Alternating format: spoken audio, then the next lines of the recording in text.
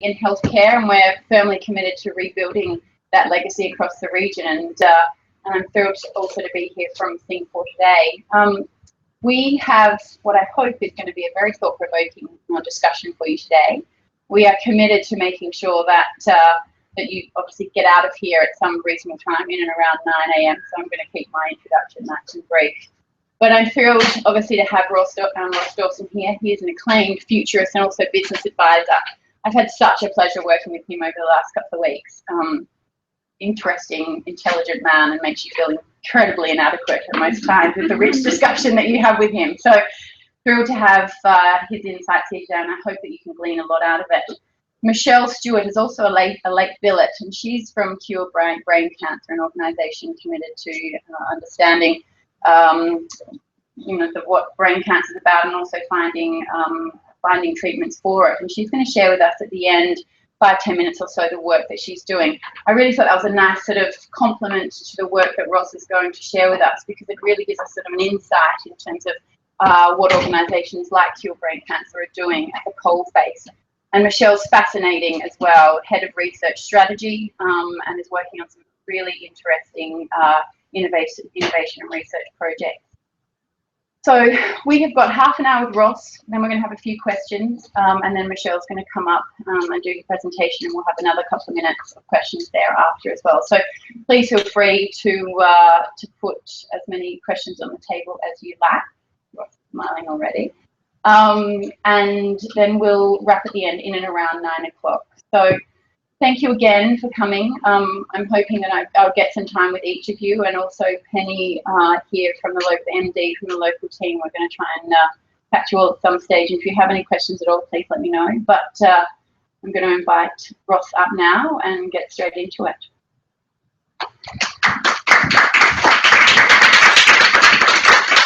Thank you and good morning. So if we look at the future, arguably the future of health is one of the most important things we need to look at. And classically, if we think about the future, this is not something that happens.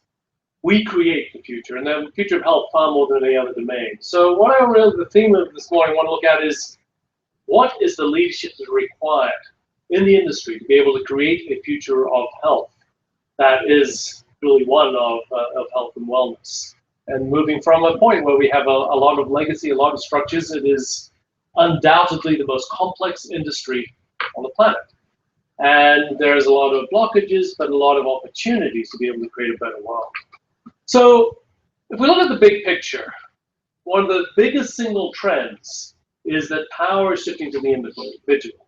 So in Tahrir Square in Egypt, there was a manifestation of the shift from the power from government to citizens. We've seen that the shift from corporations and brands to customers, consumers. We've seen it from employers to employees. And we've seen it from doctors and the medical profession to patients, where patients become at the center. If we look at the social shifts, the biggest single expectation is that we expect more, that expectations are rising on every single front. When we look at the future of health, I think at the center of that is the increasing expectations that we all have for the ability for us to live the potential, fullest potential of our lives and healthy bodies. Now, there's two major domains around that I suppose, surrounding those expectations. One of them is the technologies. So we have, in particular, data, and the extraordinary profusion of data that we can gather, and the potential of that is amazing. The reality that we are connected. Fairly recently, as though we are able to have the universe in our pockets and soon on our wrists and fingers and so on. And that changes the nature of medicine. And there's also an array of absolutely mind-boggling new medical technologies coming. So we're seeing these new technologies that are changing the nature of medicine. But there's also the systems in which healthcare is embedded. The institutions, we have the funding which supports that, and also the behaviors of individuals and the way in which they relate to institutions. So if we look at the future of health, we need to understand both the new technologies and the potential they have to fulfill our expectations, but also, obviously, look at some of the systemic issues around how we can change that moving forward. So what I want to do very quickly this morning is firstly take a glimpse at some of the technologies, look at some of the facets of the systems, look at this idea and create perhaps a vision of what is a future of wellness, what this could look like, a few facets of that, and finally, what is the leadership required to be able to create that? Now, of course, there's plenty, half an hour is a fairly limited time to be able to cover this domain, so we'll skim across the surface, but hopefully to provide a bigger picture of what is possible and what can be done to create that. So starting by looking at the technologies, we are connected. So it's actually 2002 that the first telesurgery was created, where a doctor in Boston performed surgery in Paris. So this is, classically we're seeing medicine can be performed anywhere, be that from surgery, be that from consultation. We're seeing now insurers being more comfortable with patient consultations being done through telepresence or a whole variety of other tools. We are seeing data which can be flowed. So we are connected, and that is a fundamental transformation. But in addition to that connectivity, we have sensors that can gather information about it. This is just recently released. This is a blood sugar level tattoo, essentially, which can be put on the skin. So we're also, as you probably aware, that Google is working on a contact lens, which can test our blood sugar. So in addition to this, whilst you can't see all the details, but this is the wearables landscape in terms of what biosensors. And there's the classic ones, which is movement, heart rate, sleep. And so anyone who's got their Fitbits or Nike Fuels and so on is gathering all this. There's also this long tail of many other facets which are being done. This is all consumer wearables.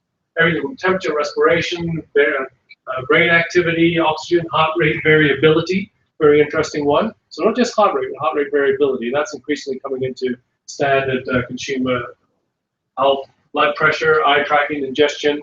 So all of these are just consumer ways in which we're gathering data. Yet, this is the tip of the iceberg, because in clinical trials, we're now seeing the most advanced clinical trials, people are generating 4 gigabytes of data per hour.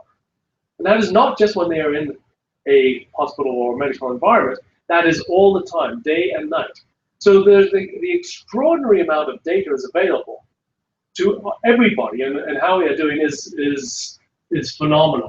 We'll be able to get that internally, where you have, for example, the Proteus pill, which sends a signal when it's ingested, so you can actually track medicines in the body, the Philips and Tully cap, which not only be able to choose when it releases drugs when it's going through your digestive system, but also can track pH and temperature throughout, send that wirelessly back to the body. So you can track internally as well as externally all of the facets of the body. So this profusion of data has many applications. And one of them is where artificial intelligence and deep learning technologies, and this is one of the domains we're seeing the greatest advances in information technologies, is this, what is called deep learning, where you can start to see patterns in how those evolve. So this requires great data, and one of the domains that's been applied is in what is called computational pathology, where in breast cancer scans, there's now demonstrated where not only can systems be better than the best trained doctors at detecting brain cancers, but also to detect some patterns around the ways in which cells are positioned in the scan to be able to look at different characteristics or the different predictions of how the outcomes of the treatments. So this data applied within the artificial intelligence deep learning has extraordinary capabilities. IBM's Watson, so originally used to win the quiz show Jeopardy in the United States, is now primarily being used in the medical domain. And so it scans almost literally millions of documents, of research documents, to be able to support physicians' decisions. So they can look at anything from drug conflicts through to be able to correlate different research outcomes for particular domains. So interestingly, if we look at the future of work in the broader domain, we are seeing many ways where artificial intelligence, in the case of computational pathology, beats machines. Yet it is machines plus humans where we start to get the best outcomes. But this actually creates a different domain. The role of the doctor, in this case, changes because there is so much support. There's so much that can be done by the data and by the analysis that actually the role of the doctor changes, and arguably they can be more efficient to be able to treat more patients or to do that more effectively. Now, these tools are going into the hands of individuals, and this is not a real situation. This is scattered view, but what it is showing is this idea where an individual can use their phone to be able to get a preliminary diagnosis and a recommendation on what needs to be done. And then they'll say, okay, the rest of the home is fine. So this is where this data, being able to gather from the body, is be able to apply this. Another application of this is be able to alert people to there's particular characteristics of the environments, things you should be aware of, which means you need to be able to take aware of it. Or in other cases, simply to be able to say the recommendation is you do need treatment. So this is the way where again taking burden off the healthcare system, where individuals can have a preliminary insights into some analysis and rich information about their body and their health to be able to make a decision around what to do about that. So in this case, to say, all right, well, we need to go urgent care. This is the best route to be able to do that. And beyond this data and connectivity, we now have an extraordinary array of new medical technologies. And in this case, this is live tissue, live human tissue, which is being used in a 3D printer to be able to create an ear. And so that is then grown over time. The scaffolding of the live tissue then grows to be able to then be implanted on a human. And some of the other extraordinary medical technologies, which are truly mind-boggling. So around other regenerative technologies, including stem cells, the nano delivery of medicine to be able to choose where, specifically in the body, down to the cellular level, that drugs can be released, and gene editing, which is just CRISPR technology, just in the last 2.5 years, and this already allows gene editing to the point where you can actually, within a human being, to be able to splice and replace parts of their genome. So, for example, the FQT2 marker, people that have 2 instances of that are resistant to stomach flu. We have the potential. It is absolutely today's technology. We can actually say, I choose to make myself resistant to flu by being able to edit my own genes. And this is just the tip of the iceberg in terms of the extraordinary medical technologies that are becoming available now. And I think this idea of exponential technologies, we've seen that applied in our information technologies, is now coming to bear in the medical domain. So turning our gaze to systems, and pretty clearly we have to look at the cost of healthcare. So interestingly, whilst we know the United States now up to around 17% of GDP, in Australia, pretty good in a global context or a developed country context. Still at less than 9% of GDP and increasing a little more slowly than some other countries. Now, a few points to make around this. One is that we can expect, as we have more disposable income as humans, we want to spend money on the things which create us better lives. And health and wellness is one of those things. I think it is inevitable and natural that we start to spend a large proportion of GDP, not just in a negative sense, and be able to treat more and more diseases, but also in terms of being able to make a choice to be able to create more wellness. And we could all make some kind of a slice in saying that proportion of healthcare is spent on treating things that go wrong, which hopefully we can start to contain, and spending on things which we choose to make ourselves better, where we could see an explosion of the spending on that as potentially for life extension, for things which can able to give us some real richness of life, greater vitality, greater health as we grow. Now, the context, though, for that increasing healthcare costs is that governments are squeezed. This simply shows public debt as a percentage of GDP. Australia is actually one of the lowest public debts in the OECD, around 27% of GDP. So a quarter of our annual production is what we owe, the government owes people. But if you listen to the rhetoric, clearly in Australia we're still pretty worried about budgets and spending, and there will be constraints, and governments will seek to spend less on healthcare, and that's going to change where the burden of that spending falls, because simply there will be an increasing cost being spent. Now, fundamentally, reducing that cost of healthcare spend comes down to people behaving in ways that lead to greater health. we have had extraordinary success, moving from 35% smoking, adult people smoking in Australia, 25 years ago, to 13% now. That has obviously saved us as a society an enormous amount in terms of healthcare costs. Now, if we look at the behavior, so almost the most fundamental thing to be able to create this future of healthcare is shifting behaviors to more healthy behaviors. And now this data and the system we have, we can start to provide people the information to be able to apply that. There's any number of psychographics for which the shifting behaviors is going to be different. But we can start to say for different, highly intelligent, sophisticated people will need particular types of information to be able to act on. Other people may need different incentives or structures to be able to change their behaviors. But we have far more evidence and far more ways to be able to reach people in order to be able to guide their behaviors and to gain insights to that. And part of that is, in fact, be able to create compelling virtual reality visions of what is the impact of your behaviors today and what you might become in the future. It's actually been shown that you can actually change behaviors through being able to show people what the impact of their behaviors becomes. So this may be a little hard to see. This is a site called Chronology, which is for people with Crohn's disease who share information about their experience, including in this case, what they do is individual patients rate the effectiveness of medicines and behaviors and treatments. So this is not the doctor saying, this is the patients being able to share amongst their peers what it is they're doing. And I think this becomes, and classically maybe 10 years ago, the phenomenon was patient goes into doctor with a big printout saying, I've read everything there is about my particular condition, here, have a look at it. Or to argue with the doctor about things, to now where there's a richness of information where people can gain real insights into the sorts of possibilities that they have. Now this changes, of course, the relation between the patient and the healthcare system at large.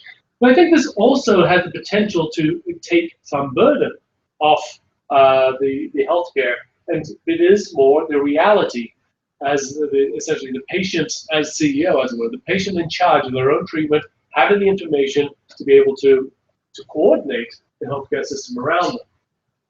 So if we look at this connectivity and the implication that systems for that, and we have, for example, Medicast, which is US-based, which is we describe as an Uber for doctors, where you can basically call up, say, this is where I am, this is what a doctor I need, and a doctor can check in the same way as a taxi driver does and say, all right, yes, I'm available, I can come there. And so you can, the doctor's on demand in the same way as a taxi's on demand. And this is again a restructuring of the system from the classic way you walk into a doctor's office or you into a hospital or you make an appointment or something, to the patient in the center and be able to say, resources around me, what's available most efficiently can come to me, or can I go to them? Where can we create a more efficient network system out of that? So one of the systemic shifts that needs to happen is clearly from pain for activity to pain for outcome. So Blue Cross Blue Shield of Massachusetts, insurer in the United States, has built a system where they have paid for outcomes and had a structured program for outcome-based payments. And studies have shown that they, in fact, have created better outcomes for patients at the same costs as a result of this focus on this payment for outcomes. So outcomes are a real issue around how to be able to create this. So if we look at systems as a whole, transparency is absolutely fundamental. So transparency to the patient on what is happening and how it's happening. And absolutely, of course, transparency on costs, healthcare costs. How are they, where are they? Visibility certainly to the individuals, visibility certainly to insurers, to governments, and for that to be visible across all domains. And there's some of the transparency systems in the United States have shown that exactly the same treatment in different hospitals or systems can have a disparity of a factor of 10. And this is this kind of information that needs to be surfaced, needs to be available. So transparency is something around for the individual to truly understand what is going on.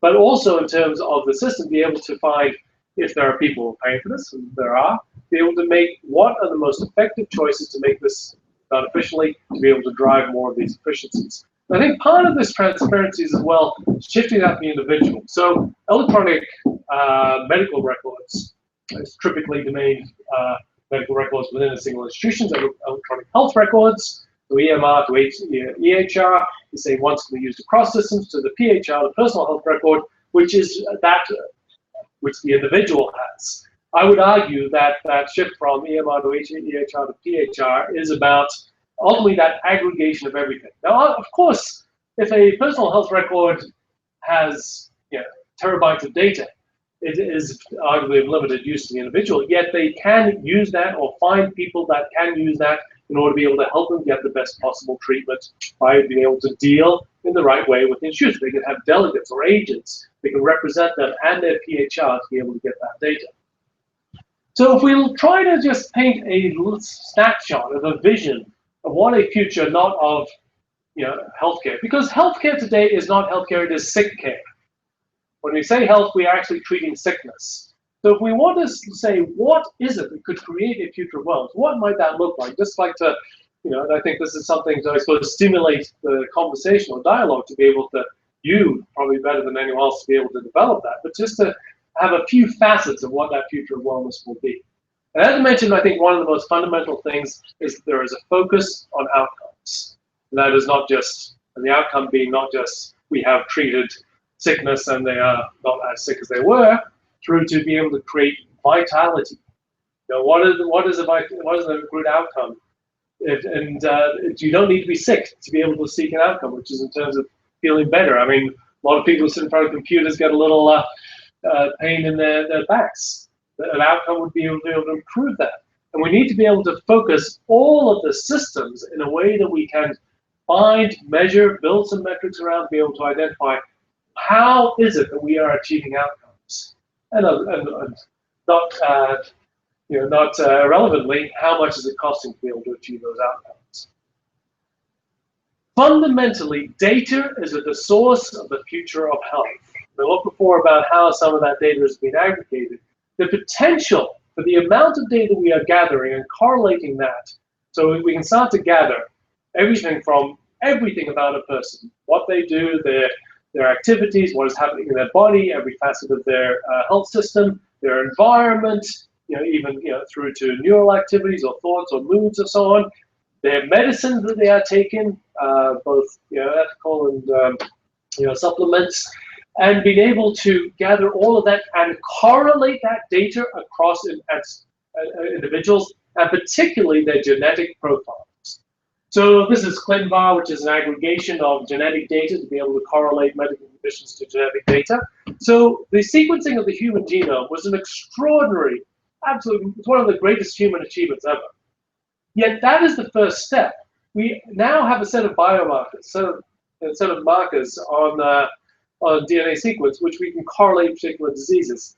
That is 1% of the way to where we want to get, which is correlating the entire genome to the individual and behaviors. And so we need to start to map full genetic sequences with the full breadth of who they are as a person, what their experience is, how they relate to different medicines. So this ability to share data, ability to share information across individuals, the potential of that is staggering. So we have, there's some real challenges though in that, because ultimately we do need some genetic data to be able to really bring us to life. But if we can sequence the extraordinary amount of data that individuals be gathering about themselves with genetic data, we can have unimaginable advances in science. Yet, one of the problems with that is if we share genetic data, you ultimately can't always bring that back to an individual. And there are some real challenges in asking people to share genetic data, which can indicate, for example, that they have propensities for diseases and allowing other people to see that. So there are some shifts in attitudes to be able to required to do that, but I would argue that just as we have encouraged people to be organ donors, if they die, you can actually help someone else to live by donating their organ. So we all need to become data donors in the same way, because the benefits of being able to donate our medical data and correlate that and aggregate that across humans is staggering. So part of the things we can start is get insights across domains. This is, for example, Cure Together. So this is very interesting. So this is in case fibromyalgia, where we have looking at the popularity of different treatments, and the effectiveness of different treatments. And so this is the things where people are spending a lot of money and they're not working that well. And this is ones which people are not using much, but are actually very effective. And this, again, this is everything from gluten-free diets to hydrotherapy to gabapentin or some different, all sorts of different drugs as well as treatment, deep breathing, whatever. There's any number of the things. You're not just looking at drugs, you're looking at a whole array of different possibilities and being able to look at those across domains. So this systemic view, how do we look at the whole of what can be done to change a person? Maybe it's watching a video. Maybe it's deep breathing. And so it is the coordination of every possible ways intervention to change people, which is the real insight. And we have such a siloed healthcare system. Even within a hospital is incredibly siloed, let alone the entire healthcare system. It's where you can bring that all together and coordinate that. The potential is absolutely staggering. So this is obviously largely around patients being educated. There's a whole array of services. MedAdvisor is one, be able to provide a patient-specific context. And in this case, actually very interesting, you've been able to link them to relevant clinical trials. So you can say, well, and this is actually matches two problems. One is being able for people to feel that they are getting the best potential leading-edge medicine to be able to treat their condition, and also finding the right people to match with potential clinical trials. So this education of patients, again, this happens differently across all different people, but this is now the resources that we have to make people not just in the center of the whole healthcare system, to be educated enough to be able to make the right decisions and choose them. So this is partly also around the network knowledge, the crowds, and the many that can be brought to bear. So CrowdMed is a fascinating company. I recently spoke at Singularity University in Silicon Valley, talking about crowdsourcing, which is one of my areas of expertise. And just after me, the CEO of CrowdMed spoke. Fascinating company. What they do is they find unidentifiable diseases and put that out to a crowd of people to diagnose. So the average patient has already seen 8 doctors that have failed to diagnose correctly. 60% of the time, they get a correct diagnosis, because they're going to a whole world of doctors. So in this case, the crowd is 60% of the time better than 8 doctors. Probably not average doctors, the ones they're trying to find. So 70% of the people who are trying to find their appropriate diagnosis for an individual are qualified. So the doctors, sometimes they're students, sometimes they're just alternative medicine practitioners, but 30% are patients who actually have grown to understand their own condition and can recognize that in others. You know your own condition better than anyone else. So this pool of people can collectively provide far better insights into what conditions are and what our best treatments are than an individual doctor going into it. And I think there's an analogy with professional services. You go to a global professional services firm and you expect to get the best, the best of the hundreds of thousands of people. No, you get one person in front of you who might reach out to someone else. I think medical professionals, you go to a doctor. We can now potentially reach to everybody on the planet to be able to provide those insights. And part of the whole future of wellness is, of course, being able to accelerate the drug development process. And Michelle will talk a little bit about it in a moment. But I think now that we have this wealth of data, we don't need to go to this classic thing of, okay, we have a set of people, we have a control, and we just run that through to the end. Then after that, we have a look at it and see what happened. We can be far more flexible and fluid and be able to flow between different treatments and different people and move between controls and switch between controls and drugs, and being able to bring together, concatenate 1 to 4 sequences to be able to create far more accelerated drug development. There's drug discovery. There's far more possible for molecule development and testing around that. But the potential for accelerated drug development, particularly in the clinical trial domain, is absolutely staggering, and Michelle will say more about that. So finally, looking at this domain of leadership, what is required to be able to create some, this vision of wellness? And this is a frame which I've used in some other industries, and I think is highly relevant here as well. First is a vision. What is it that we want to create? Now, I've given just a couple of pointers or snapshots around what I think is one potential vision of what is possible. then you say, all right, what are the foundations? What are the elements in place that would support that? What institutions? What activities? What social attitudes would we require? You need to then say, well, what are the roadblocks? What is stopping us getting there? And what are possible ways around some of those roadblocks? They'll say in paths, and when you're saying a vision, this is where we are now, this is where we want to get. It's not always a straight line, not least because of the roadblocks. You say, well, what are some possible paths to get from here to there? What direction do we need to go to, and how do we need to move around to be able to find that? And there could be several possible paths. You may choose the best, what looks like the best path, or you may try to go down multiple paths. You're choosing pathways from here to where that vision relies. Collaboration is always required in here more than anywhere else in the healthcare profession. To be able to build collaboration between participants, to be able to create that divide. And finally, okay, what do we do now? What is the action that we require to be able to start to move us towards that? So just I suppose to look a little bit at it. So some of the foundation, of course, there's some pretty fundamental foundations. One of them is rich data gathering and rich information sharing. Another one, which is fundamental, is the ability for all elements of the healthcare to be applied to an individual. So to be able to move beyond silos. So the foundation is that we start to get far more communication. I suppose a foundation is personal health records. So we start to get at least some decent electronic health records and some personal health records. And that's another domain again which we could apply this place, because there are a whole lot of course roadblocks and paths and so on to the EHR and PHR. So roadblocks. The most obvious one is a regulation.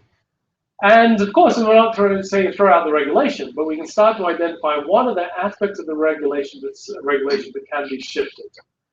Some of them is in terms of doctor attitudes. And I think that we can safely say that there are some doctors that are more open to change than others. And I think that we can say that we can pretty safely say there are some doctors who are roadblocks. And so we need to think, all right, well, how is it that we can address that? What are ways that we can shift these people or shift systems or to be able to change things? And I think there's a whole set of roadblocks. So some of the paths forward, and I think just one thing I would point to, this is just a map of doctor influence networks. Looking at some of the correlations there, and some of you may be familiar with that from a pharma marketing perspective. But this is in terms of behavior change of medical professionals. And we've talked about behavior change of individuals, which is perhaps the most single fundamental. Yet in order to shape that, we need to change the behaviors and the thinking of medical professionals. And I think being able to understand the influence networks and how we can start to shape that flow of thinking and structure in medical professionals is one of the critical paths moving forward.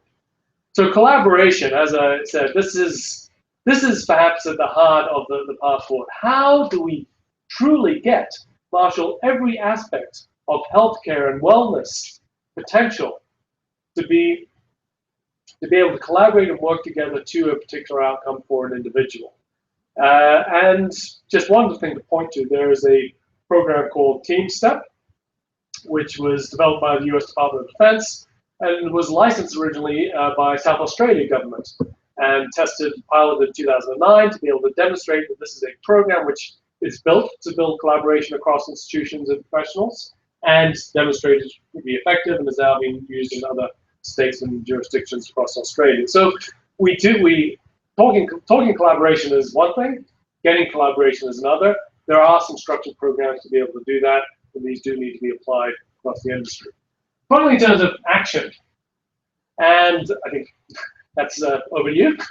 But I think just one thing I would point to is that there are any number of initiatives. I showed you before that little video with the scanner where they were using the device to be able to identify diseases and make recommendations to individuals. I spoke with this program at the Singularity University X Prize. X Prize has a $10 million prize sponsored by Qualcomm for what's called a tricorder. And if those of you familiar with Star Trek, the tricorder is something which basically records and records health data, be able to gathers and stores and be able to make recommendations based on that. So to be able to say, okay, we want to create a thing from Star Trek. Whoever does the best job gets $10 million. There are now 10 finalists in that, including this candidate which I showed you. And this is just one instance of being able to catalyze the energy across a broad spectrum of participants to be able to create an outcome which can greatly facilitate the action moving forward. I think that's just one aspect, and I think that we need to pull back to say, what is it that you as individuals, that your institutions represent, that the bodies, industry bodies you're involved in, can be taken now to start to crystallize that vision and look at the action which can move us towards that. So spend a moment looking at the technologies, the systems, this vision of wellness, and some of the facets of the leadership which can be taken to move us to that. And I think it is apt to recall Joseph Campbell's work, the comparative mythologist who looked at the myths and stories of every culture on the planet and found that there is a common story across all cultures, and that which he described as the hero's journey. That is where somebody in normal life is called. They are called beyond their normal life.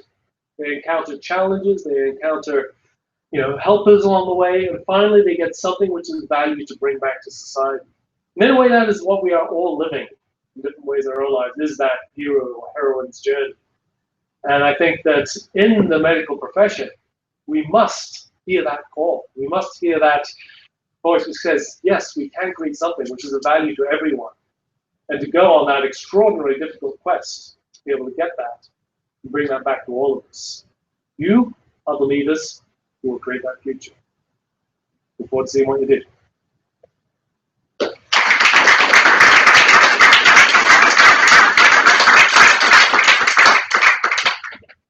We have a few minutes of questions, if anyone has any. Feel free, and then we'll invite Michelle up. Yes. One of the fields that's gathered a lot of excitement in medicine is personalised medicine. Yes. Really allude on that, but how do you see the cost-benefit ratio of based, it really doesn't. Yeah. So that I think is one of the biggest potential, great potential, and I think that we don't know yet. Is the short answer. So I think that is something where we might see a division of costs between individuals, insurers, and government, because there is the potential of personalized medicine is absolutely extraordinary. I believe in the long run, there is the potential for us to be able to create medicine that is personalized to individual genomes, as well as the individual person, which goes beyond their own genome, at a very low cost. But this is probably decades away. In the interim, we will get personalized medicines, but at very high costs. So one of the big issues is for the payers, as in insurers and governments and so on, to essentially build decision policies around that. I think that pragmatically, this is where we'll probably start to see a divide between generic medicine essentially being available and subsidized, and in the interim, before we start getting lower costs of personalized medicines, for that to be more at the discretion of individuals. But these are some societal issues that we do need to understand. And part of the question is, when we have the potential to help somebody, is that something in the society we choose to do? But and so I actually agree. Personalized medicine is a big part of this picture. And Mark and radiologists. And one of the concepts I really struggle with, big data concept, how the hell we're going to sort and analyze some of that data, particularly with data coming from different variety of sources, very different approaches to record people, and where do you even start to try and find patterns? It's a great point. So we come back to sort of this idea of paths and foundations and action and so on. These are some of the most fundamental. So there's first, as I was saying, part of the idea is to be able to get electronic health records. That's where we have appropriate meta taggings, common data formats. And part of that we can start to build is data repositories, which will be multiple format, which will be come from different sources, but to create APIs for application programming interfaces for people to be able to access that information, be able to do analysis around that.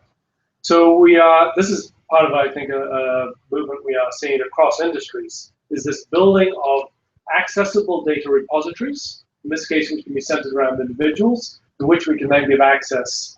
So some of this requires human analysis to be able to say, different ways of being able to gain insights across different data sets, to be able to gain insights across that. But we will start to be able to automate that more and more over time, as we can start to reformat data, to be able to correlate data sets, and to be able to build some automated analysis around that.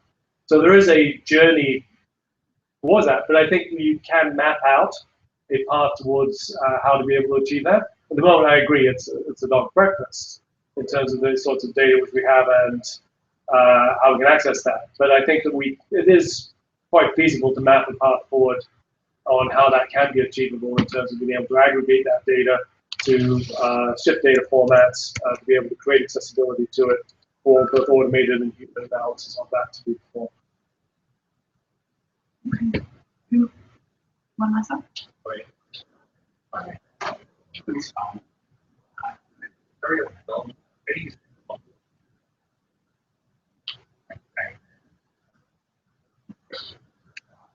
Well, I think basically food manufacturers are creating healthier food, and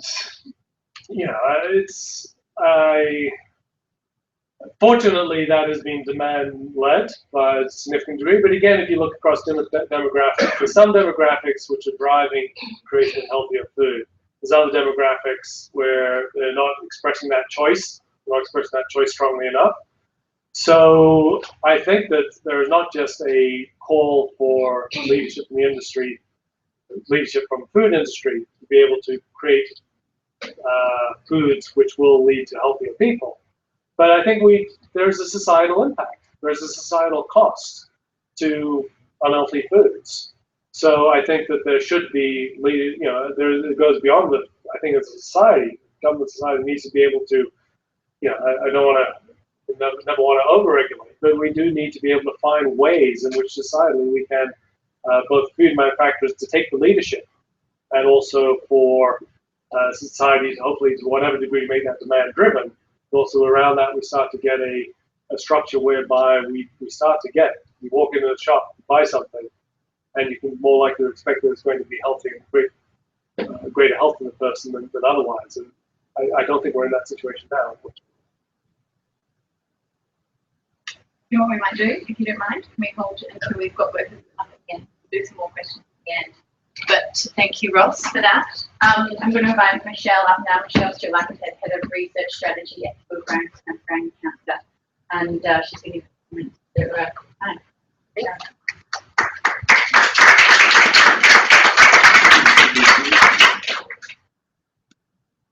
Thanks, Elke, for inviting me to speak today.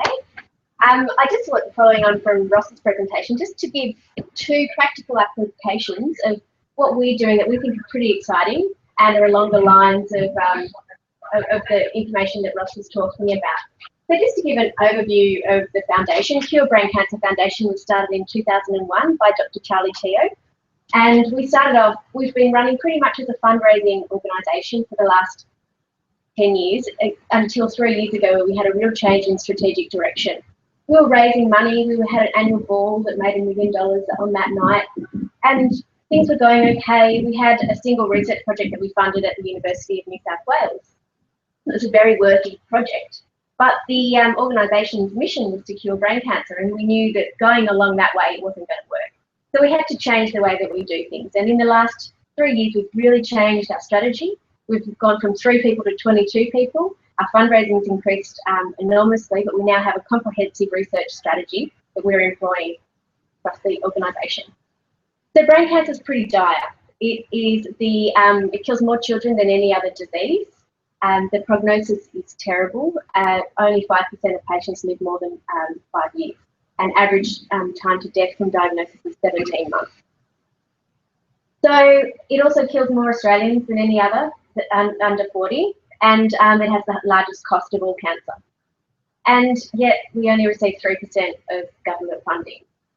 And so things going along this way, nothing's changed. In the last 30 years, there's been no improvements in outcomes, and we have to do something pretty radical. So the two projects I'm talking about are pretty radical. So our mission is to increase 5-year survival to 50%. So from 5% to 50% is a big ask. So we have to connect the right researchers with the right treatments. So our approach is pretty adaptive. So we'll put funding in areas that we think are particularly important at that moment, but we don't invest in infrastructure. We pride ourselves on being able to move our money around and our focus around. And we also, what was relevant last year might not be relevant this year. We have a mixture of investigator-led projects, but increasingly we're moving to more strategic initiatives that we're seeking out ourselves. We're very patient-driven in that we now make a decision based on how will this impact the patient, how will this improve overall survival for this patient, versus how do we support scientists. And it's a very, very different proposition. We are very collaborative in that we're working with industry, and we are working on a number of clinical trials with the pharmaceutical industry to encourage investment into brain cancer.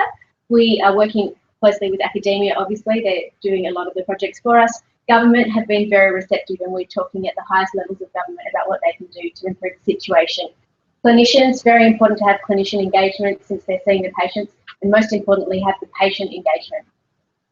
So we don't have all the answers, but we're going to be bold in our attempt. And I'm sure we know we're going to come across criticism, because the only way you don't get criticised is if you do nothing. So we're basically going to have a go. And we believe that there's been some recent advantages that has led to real opportunity.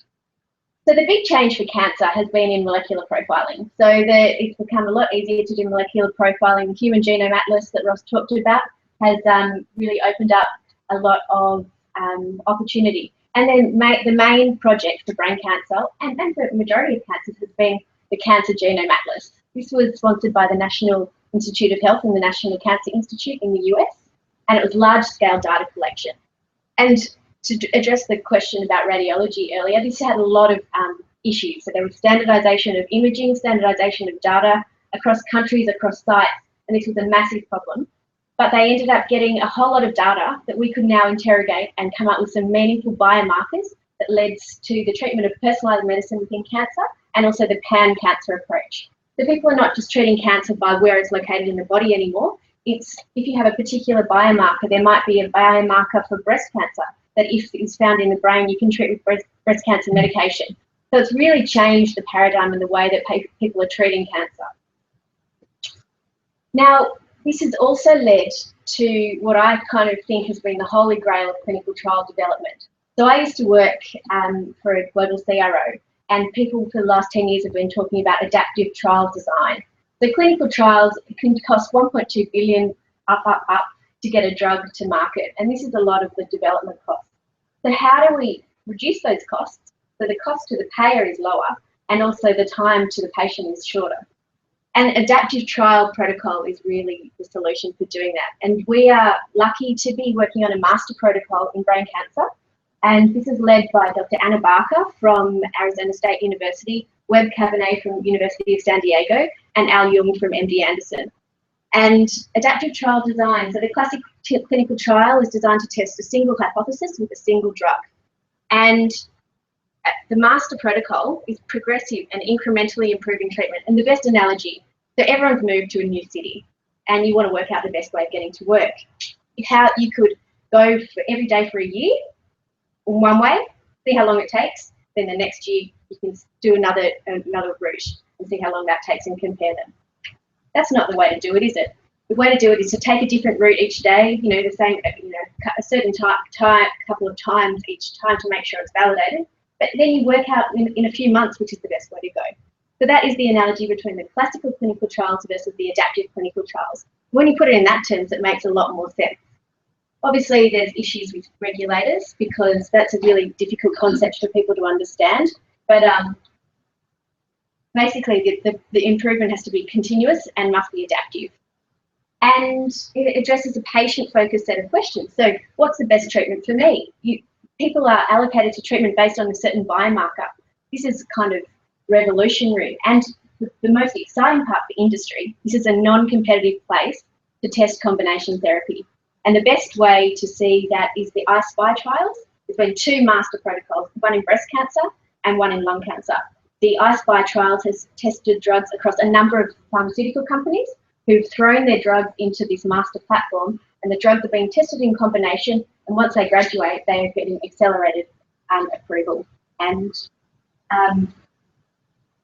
the I-SPY is managed by a not-for-profit organisation like us, so it's not, there's no one who's controlling this space. This is just the protocol designed for I-SPY, and for people who understand normal protocol design, it's a lot more in depth. New drugs are added all the time, they're rotated through, and it's very, very, very different prospect. So it allows to a lot faster failure. So the adaptive trial, Dennis Gillings, who set up Quintiles, put $50 million into the University of North Carolina to invest in adaptive trial protocol. And that was a long time ago, and people kind of thought it was crazy. So now I view Dennis as being really visionary, and now this is really where it's happening. And we were at a meeting in Arizona last week with Janet Woodcock, who is the head of the Centre for Drug Evaluation and Research at the FDA. And Janet was basically saying that this is the way the FDA wants to see clinical trials happen in the future. So she is known as being one of the most amazing regulators, you know, in terms of changing the way that things are done. And she has given 100% support. She basically thinks this is the way that it should be going in all ways. For industry participants, it's really exciting. So people who might not be wanting to use their drug for brain cancer as a primary indication can throw their drugs into this protocol and seek an additional indication. And it's a lot cheaper, it's a lot faster, and from our perspective, the patient's perspective, there's a lot more options for patients that wouldn't have existed normally. So this, for any clinical trial to become successful, this is the second initiative that I just wanted to talk about. We want to set up a patient community for brain cancer, and patient communities are set up all the time. But this is actually a specific community which will be used for enrolment into clinical trials. It works as an attraction strategy for additional clinical trials coming to the country. We can build an advocacy community around our patient population for the first time. So we can start interrogating the data, we can do patient-reported outcomes, we can communicate with these patients much more effectively. We'll classify them based on biomarkers, simple biomarkers to start off with. It might not be anything too significant, but once the cost of genome sequencing comes down, we can really start to gather this information in Australia. And that is a really valuable prospect. So there's clinical trials going on around the world. One of the biggest problems is getting patients in. One of our problems in Australia is we have a smaller patient population. We make that patient population a lot more accessible, a lot more vocal. We therefore have a lot more chance of being involved in these trials when they first come to patients rather than waiting 8 years until they're available in marketing approval. So this is just the brief overview. So we'll get a consent to recontact. We'll get to form these communities, build up an argument to the government that these groups need to be considered for the first time, and provide an ongoing feedback loop and access to trials. And access to patients. So physicians can work out exactly what is the demographics of the patients, who has these particular types of biomarkers, and we believe this will really accelerate drug development. And so thank you for allowing me to speak.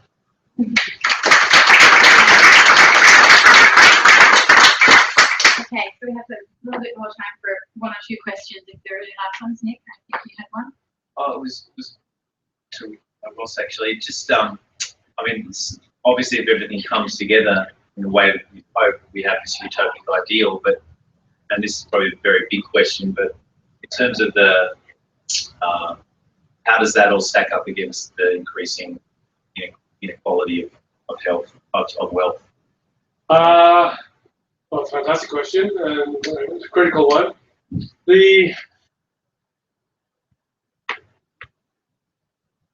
I think that one of the biggest potential divides in the future is the accessibility of healthcare. One of the most pointed ones is around anti-aging therapies. You know, if we can stop or reverse aging, there's a very good chance that only the wealthy will have access to it. And so basically we get a society of old, wealthy, very old, wealthy people, and everyone else dies. So that's obviously not a pretty future. And yeah, that's sort of one extreme of that, but I think that there's just a reality. We will get an extraordinary tension between the access to healthcare, particularly advanced healthcare, dependent on wealth. So I don't have any easy solutions. I think it is a societal issue of the primary order, and we need to basically define minimum health care, as in everybody gets access to that. And there's obviously different views in different countries around the world. That Australia is relatively socialized medicine, which is great. And I think that we need to have an expectation, as we can hopefully build more efficient health and wellness care, that there is a real foundation where everybody has access to that. I think that there is a reality that if those people are wealthy, they will have access to more. I don't think that there is any neat solution to that, but these are things which we have to be having conversations about as a society. So just a question on the brain cancer. Any advances with the anti-therapies that are now coming to market? Yes. Well, so anti-PD-1s are checkpoint inhibitors, so this is a type of immunotherapy. And this is different to targeted therapy because they're teaching the body's immune system to actually fight the cancer. So, idealists believe that immunotherapy will be a single application. Your body will then fight the cancer and there'll be a lot less side effects and toxicity. So checkpoint inhibitors are kind of the hot area. Melanoma, there's amazing advances, and they've done some trials in secondary brain metastases that have shown that they're working, that the checkpoint inhibitors are working in secondary. So we are actually subsidising a trial to come to Australia with a pharmaceutical company in primary brain tumours, and that's due to commence shortly. But things are looking quite positive, and administered with the CTLA-4 agonist. So. Thank you. Ross, thank you very much for a fabulous presentation. My question to you this morning is, you see machine learning, Dawson, for example, where do you see the role for the physician in I think part of the point I'm trying to make is that the physician should be scaled. As in, it shouldn't be just a whole sequence of people sitting in front of doctors to be able to, we think that now doctors and their insights are so valuable that we can make them accessible to more people. So I think that there is part of it, as suggested in part of what I'm presenting, is that there are layers of preliminary filtering, triage essentially, where we can get maybe the medical doctor, the automated doctor sees patients to a particular point before they pass them off to doctors. The other is that a doctor should have so much information in their resources that they are able to then be extremely efficiently be able to make a judgment based on all of the input which is being distilled and presented to them by an automated system. So I think that it changes the role. It certainly changed the role of the GP as we start to get different ways in which people can get access to early stages of healthcare and be able to then work with a doctor. And I think, I think the first one was backtellers to ADMs. We're still actually seeing different ways in which we are shifting our attitudes to be able to interface with technology. I think that will happen in the medical profession.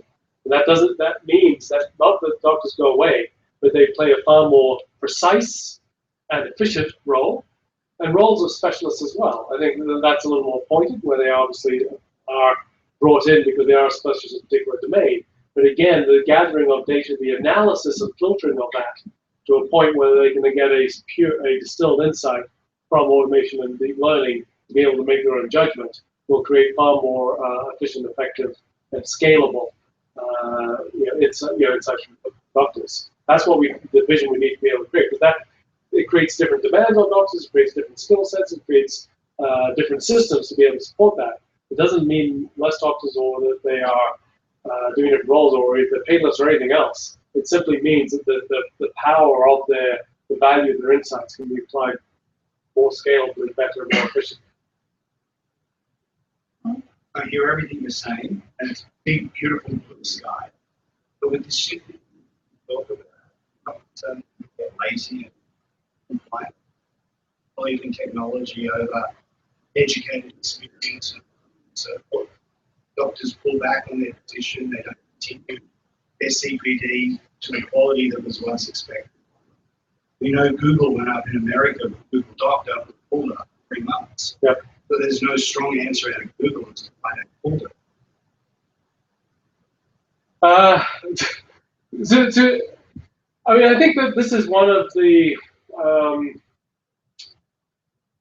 maybe in that sort of industry leadership framework, maybe there's kind of concerns or potential wrong directions that are going on. And I think that that is one of them. There is for every trend you get responses, social responses, individual responses to that. And I think there's a very good case to make that you're saying, all right, well, if the doctor just feels all they need to do is click the button, yes, that the diagnosis has been correct, then that's wrong. That's not the value of the therapist. So I think we need to say, well, that is something can go wrong. So what is it that we can guard against that in terms of attitudinal education as much as domain education, and in terms of finding the right roles for physicians where they feel of value. And I think this applies. We look at the future of work more generally. That is one of the challenges. Is that people feeling they're contributing, and again, sort of going a lot beyond the scope of what we're talking about today. There is a potential for many jobs. There's a possibility. I don't think it's inevitable, but there's a possibility that many jobs of today will be automated. A lot of the people who do those jobs currently will not feel of value to society, and that can extend to some of the most or the most educated people as well, in terms of doctors, for example. So these are the things which we just need to be aware of its challenges and extremely important challenges to make sure that we're building a system which does function. I don't think there's any easy solution to that, but I think that is, I think it's fantastic to point that out as something which we do need to be aware of and understand humans' relationships to technology. And I think that, bluntly speaking, we are over-dependent on technology, and we will become more and more dependent on technology. And this is a potential systemic failure point for us collectively in healthcare and beyond. And I think, and in fact, I think that the most important thing about Y2K is after Y2K, nothing happened. We said, okay, that means the technology will always work. And I don't think that's necessarily true. Any next question? Oh.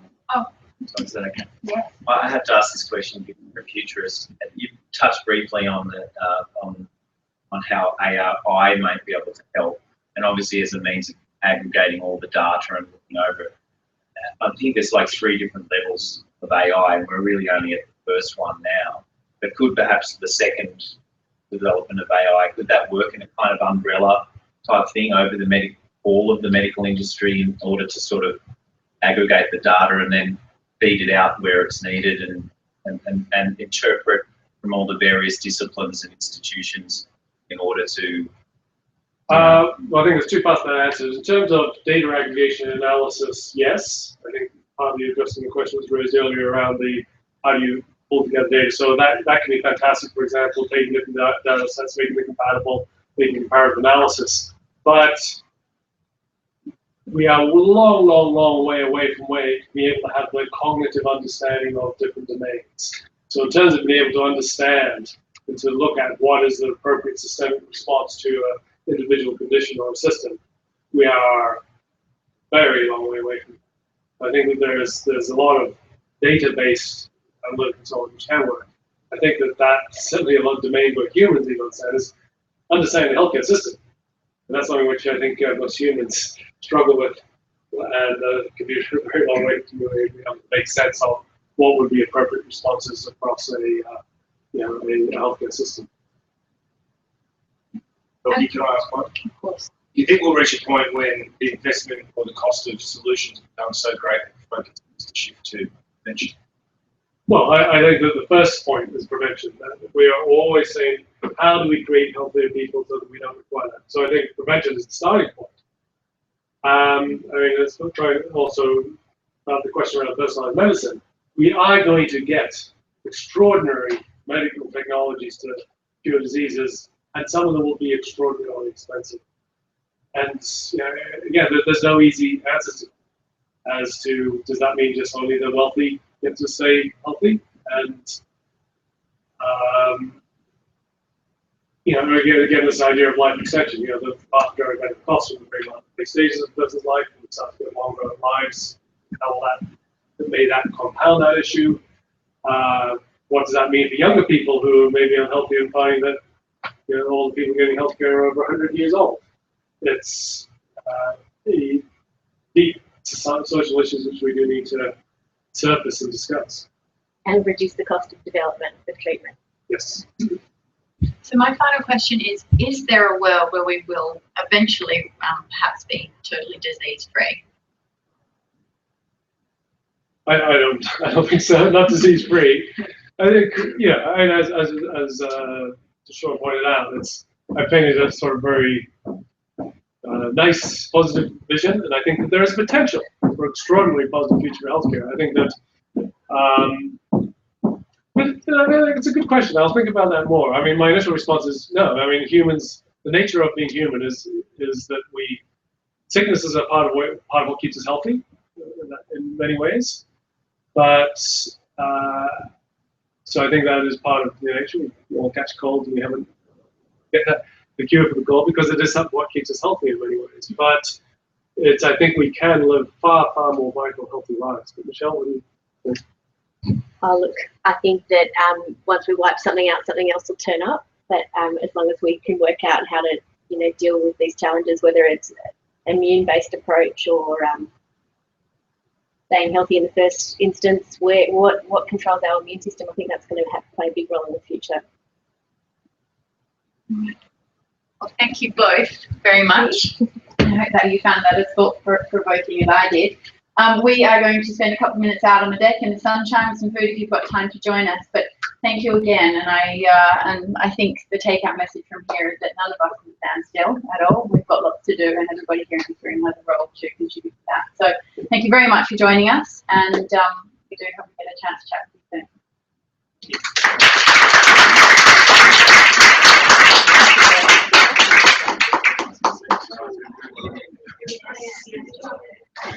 Yeah, I do.